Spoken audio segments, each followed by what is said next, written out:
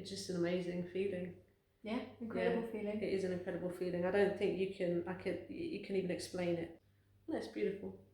Yeah. Thank you. Well.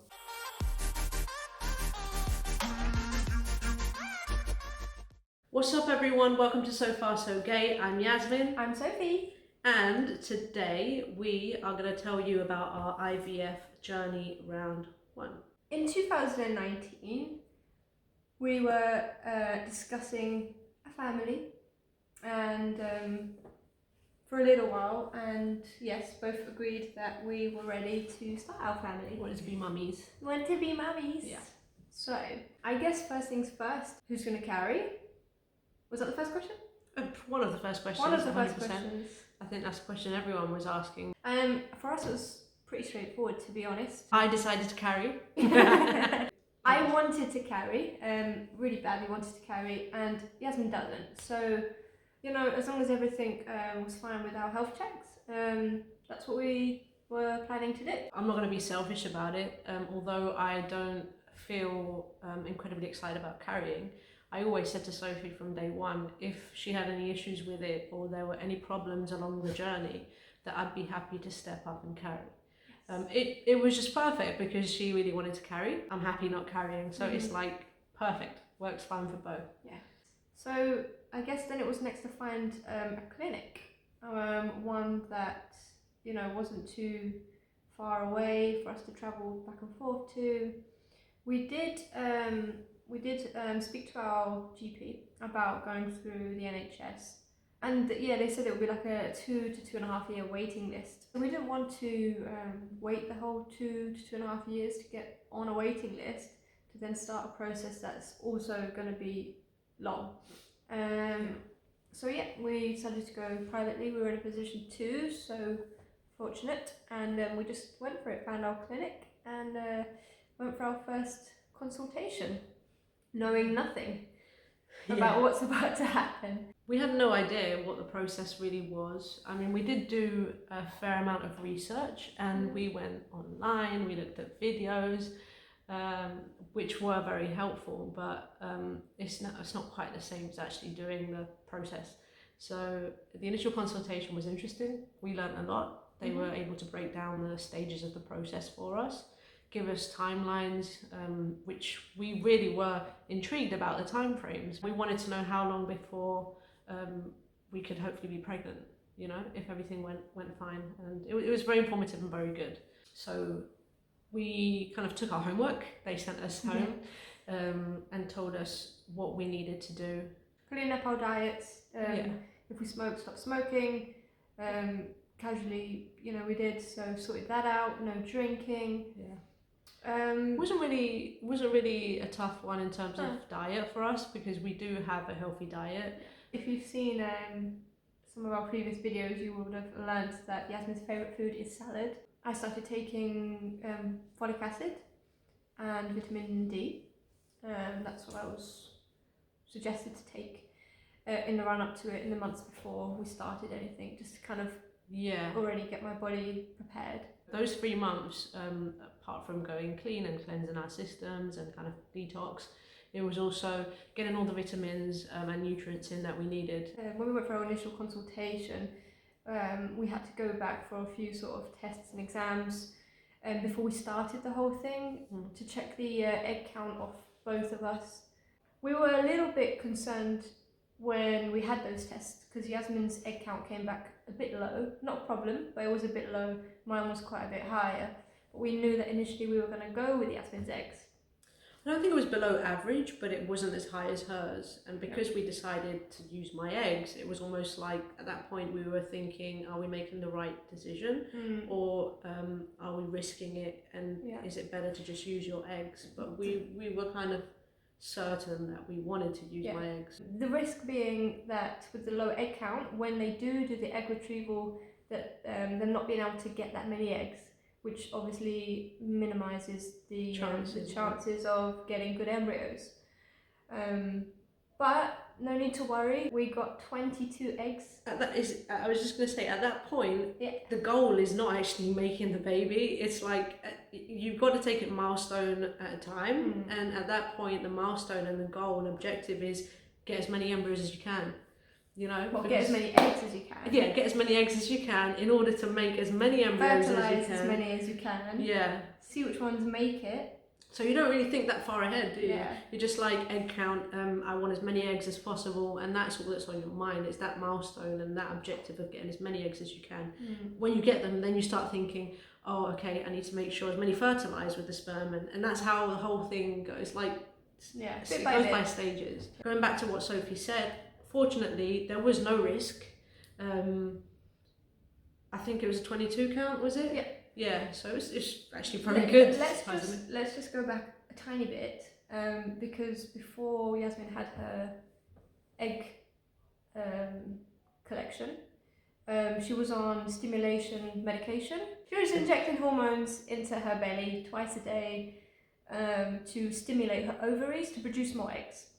So obviously, like, she got super swollen, it was uncomfortable, it was quite painful towards. Yeah, it's you said. it's just a feeling of like constant bloatedness, but it's not normal, but it's like painful. It does get worse because of, with time, the more you inject in, your ovaries are like doing this, right? Imagine the size of your ovaries just increasing and increasing and increasing. Yeah, well, not that quite big, but they're this big. That's what it felt like though, because when your ovaries increase, everything else around it is also being pushed out. So you, your hormones are all over the place. Your emotions are all over the place. It's an experience. I think I didn't handle it incredibly well.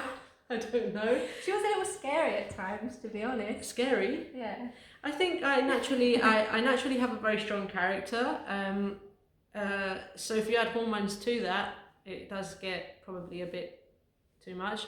But I mean, Sophie can handle anything. She's my little soldier. After all the stimulation, on the last day of these drugs, she took a trigger shot, again another injection into the belly, but the trigger shot then releases the eggs. So they all start sort of like making their way down. A certain amount of hours later, Yasmin goes in to have her egg collection. They got 22 eggs out of Yasmin, in which 11 of them fertilized with the sperm. So half made it to fertilization, and then they need these embryos in the petri dish to try and make it to either sort of ideally 5 days old. They call it 5-day blastocyst. And we got 8 that made it out of the 11 on a day 5 blastocyst. Yeah. And then on the 6th day, another one made it to a full blastocyst stage. So we got 9 babies to make. Oh god. Piece of cake. Let's make 9 babies. We got 9 beautiful embryos, potentially 9 beautiful babies. And that meant that we were ready to start the process of transfer the embryo into Sophie's uterus. Uterus. For the egg collection, I'm not sure exactly the timeline, because honestly this was all like a year ago now. Just over a year ago. Yeah. Crazy. This was all just over a year ago, so I'm not sure the timeline, but I started medication as well before her egg collection to prepare my body. I think to prepare my the lining of my womb to start thickening, which helps the implantation happen. Then we were both put on contraceptive pills to synchronize our periods. Yep. The objective of this is that our bodies are on the same timeline. So when my eggs come out, her body is ready to retrieve and accept them. Yeah. Because her body is at the same stage mine is, then if that makes any sense to you guys. Yeah. That way, our bodies are like one basically. So when the eggs come out, her embryos are made and they go into me, it's like we're one person. So it doesn't make much difference, doesn't make any difference at all for the embryo to go into straight back into Yasmin after they're fertilised or straight back into me. Yeah. For them, it makes no difference at all. I mean, many people carry other people's Surrogates, babies. Yeah, there are many surrogates, obviously, if people can't carry, and there are no issues at all around that. So hence why we were quite happy to go with this option first, which is, you know, Yasmin's eggs I'm carrying, which is actually called Reciprocal IVF, which we were really happy to learn about, because for us, this was really important that we both had involvement as much as possible. If we went from the off and chose my eggs with the donor, then obviously Yas doesn't have any involvement at all, apart from sort of being there with me along it. So which is why we went for this option first. So once the embryos had made it to 5-day blastocyst, which basically is 5 days after they're fertilized, that means they're ready to be transferred into Sophie. And what they do is they have a look at the embryos with a microscope. Choose the best. They choose the best quality embryo, one. yeah, and they list them from best and grade them from best to worst. But they're all okay to be transferred. Yeah. They will only keep the embryos that are viable for transferring. They won't keep any that won't make it, basically. So Sophie was called into the clinic after the 5-day blastocyst was ready. Very nerve-wracking. Pooping it, in fact. It feels like the day was never going to come, because it's such a lengthy process and there's so many steps throughout. I think this is probably like 4 or 5 months at this point after we had started the process from like initial consultation. Yeah. So preparing all the tests that we've had to have done, and transfer was it's very straightforward. I'm awake. If you've had ladies, if you've had a smear test before, it's very much like a smear test in terms of how they do it. Not very comfortable. You do start getting like cramps like straight away when they are in there with that speculum. Not fun. And also you have to have a full bladder, and it's very uncomfortable when you've got someone pushing on your bladder, you know, with the ultrasound to see inside to make sure they're going to put the embryo in the right place, and then you've got someone down head by you know, down there, and you're trying not to pee yourself while your legs are spread open. And they're like, relax, relax. I'm like, if I relax, I'm gonna pee on you, for sure. So the embryo was transferred through this long little thing that the embryologists pass through, this tiny little hole in the wall. They check your name and date of birth 100 times, make sure that is your embryo. And they simply just kind of put it in, make sure it's in the right place, and then they release it out into the wild and hope that it stays there. They do take a little picture, which is nice. So you get a little picture and it looks like a little shooting star, and that's the embryo going in. That's pretty much it. Pretty quick, to be honest.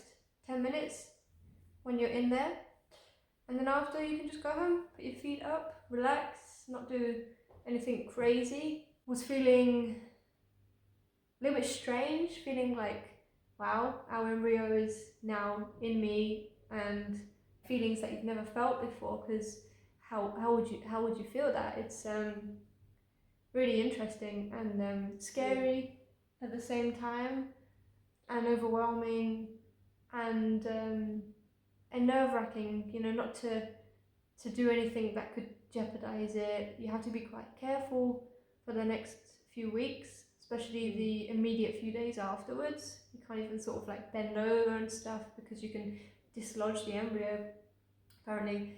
So, I mean, I guess if you think about it, many people get pregnant and they don't even know they're pregnant, and they get past this stage living their normal life, carrying weight, potentially going to the gym, and carry on drinking, smoking. In some cases, people do drugs, and they are pregnant and they have successful pregnancies the whole way through. But put it this way, when you're making a conscious decision to have a child, you're going to do the best you can for it to be successful and healthy. And also, if anything goes wrong, you know, it's less likely that you'll be questioning every step you took and everything you did. Although you know, they do tell you like it's highly unlikely that anything you do can cause any problems, but it's very hard to not think that, you know, what if I do something that's gonna jeopardize it, you know. And I think because we you know, made, like I said, made the conscious decision to do this and to create these embryos, and you know what's happening from the very start, like before creation of the embryo, right? You're so invested in it emotionally from like such an early stage, isn't it? And people don't normally, you know, they wouldn't know, like the whole month goes by of the initial part of pregnancy that they don't even know they're pregnant yet, and we're starting way ahead of that.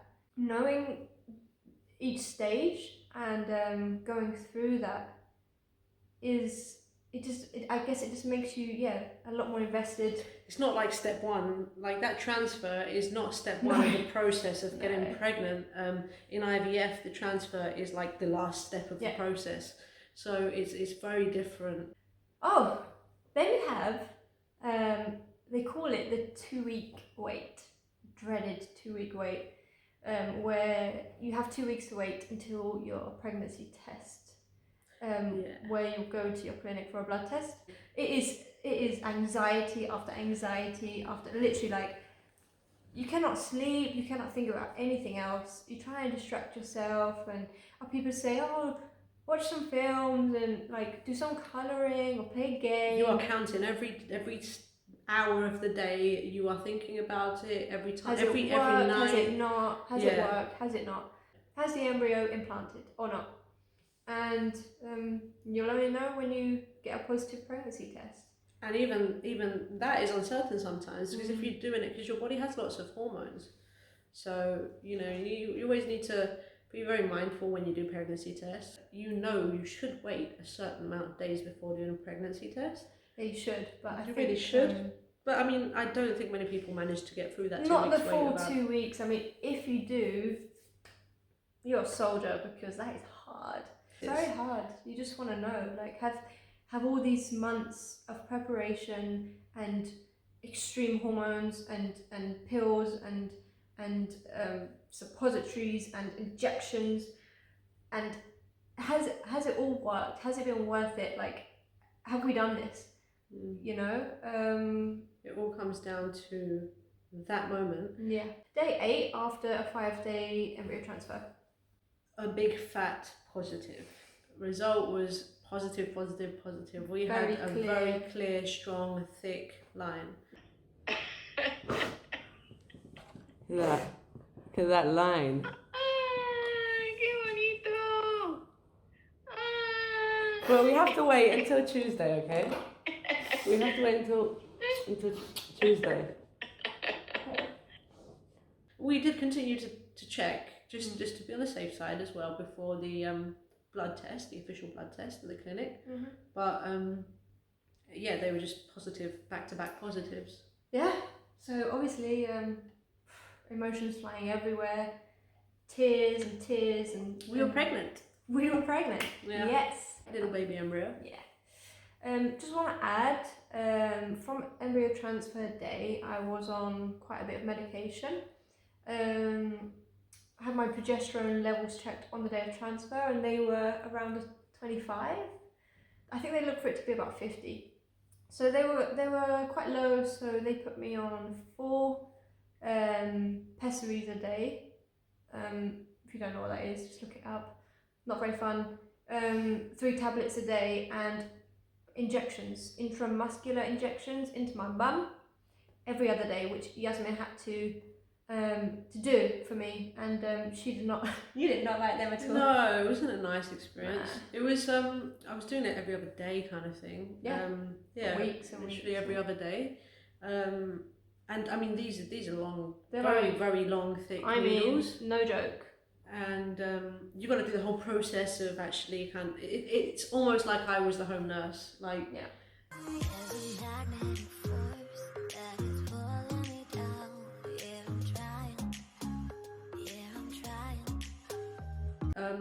I was very happy to be a part of that because that was a way of Well, being included in the process. Yeah, you got to stab me in the bum every other day. And I got to stab her in the bum every other day. Yeah, it was nice to be a part of that, to like participate as well, because it was a way of being included in the process. But at the same time, it's really not nice. They did get quite sore. I ended up with like a lot of lumps.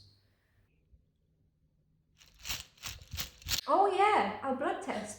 I forgot about that. You're giving them half the story and not telling them the official outcome. The official outcome of after the 2 weeks of waiting, our blood test result came back obviously positive.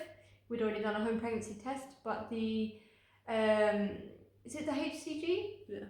Yeah. So they check HCG levels, which are the pregnancy hormone levels, on the 14 days after your embryo transfer.